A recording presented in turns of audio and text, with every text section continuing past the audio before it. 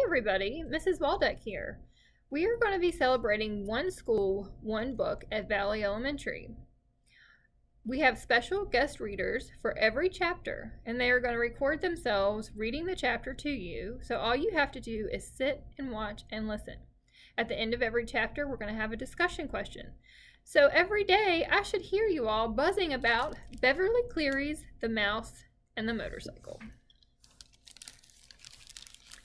Chapter 1. The New Guests. Keith, the boy in the rumpled shorts and shirt, did not know he was being watched as he entered room 215 of the Mountain View Inn. Neither did his mother and father, who both looked hot and tired. They had come from Ohio for 5 days and had driven across plains and deserts and over mountains to the old hotel in the California foothills, 25 miles from Highway 40. The fourth person entering room 215 may have known he was being watched, but he did not care. He was Matt, 60 if he was a day, who at the moment was the bellboy. Matt also replaced worn-out light bulbs, renewed washers and leaky faucets, carried trays for people who telephoned room service to order food sent to the rooms, and sometimes prevented children from hitting one another with croquet mallets on the lawn behind the hotel.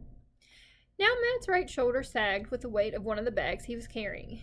"Here you are, Mr. Gridley, rooms 215 and 216, he said, setting the smaller of the bag on a luggage rack at the foot of the double bed before he opened a door into the next room. "I expect you and Mrs. Gridley will want room 216. It is a corner room with twin beds and a private bath." He carried the heavy bag into the next room where he could be heard opening windows. Outside, a chipmunk chattered in a pine tree, and a chickadee whistled, "Bee-bee-bee."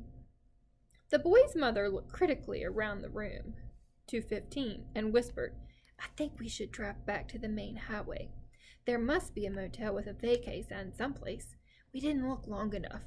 "Not another mile," answered the father. "I'm not driving another mile on a California highway on a holiday weekend.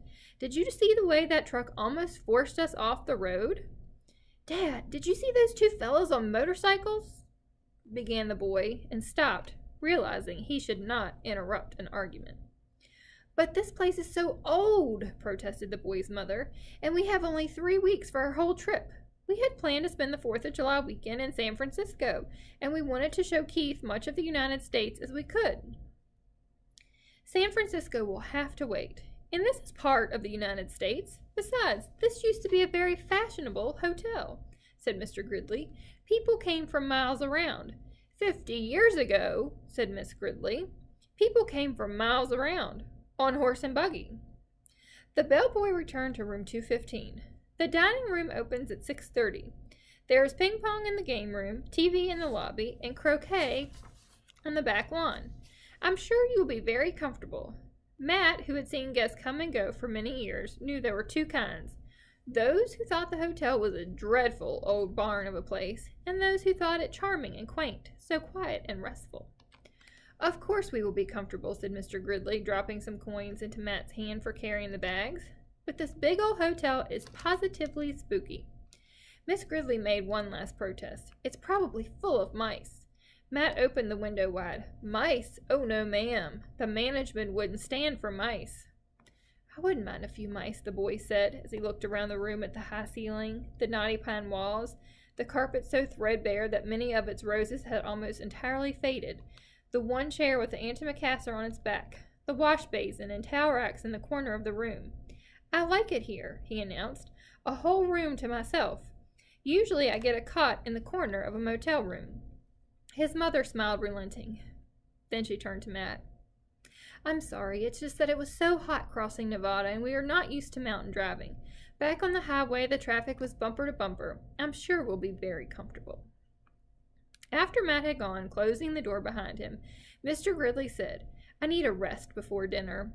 400 miles of driving in that mountain traffic, it was too much." "And if we're going to stay for a weekend, I had better unpack," said Miss Gridley. "At least I'll have a chance to do some drip drying." Alone in room 215 and unaware that he was being watched, the boy began to explore. He got down on his hands and knees and looked under the bed. He leaned out the open window as far as he could and greedily inhaled deep breaths of pine-scented air.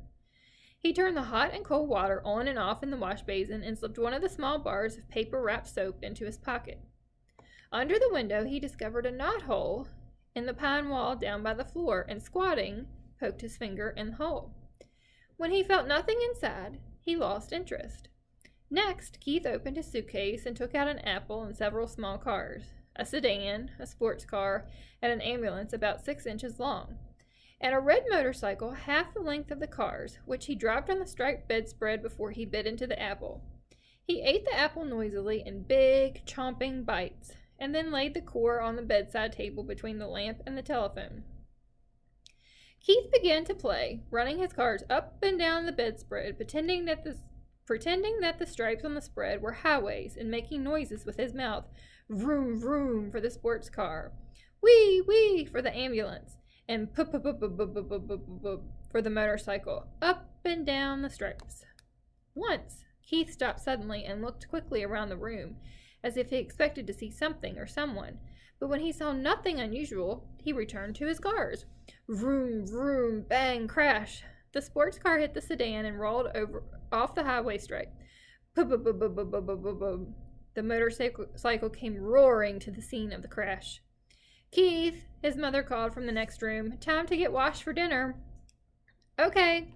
Keith parked his cars in a straight line on the bedside table beside the telephone, where they looked like a row of real cars, only much, much smaller. The first thing Mrs. Gridley noticed when she and Mr. Gridley came into the room was the apple core on the table. She dropped it with a thunk into the metal wastebasket beside the table as she gave several quick little sniffs of air and said, looking perplexed, I don't care what the bellboy said. I'm sure this hotel has mice. I hope so, muttered Keith. That's it for Chapter 1 of Beverly Cleary's The Mouse and the Motorcycle. Stay tuned for your discussion question that you can discuss with anybody in the school, teachers, other students, and for Chapter 2. Thank you.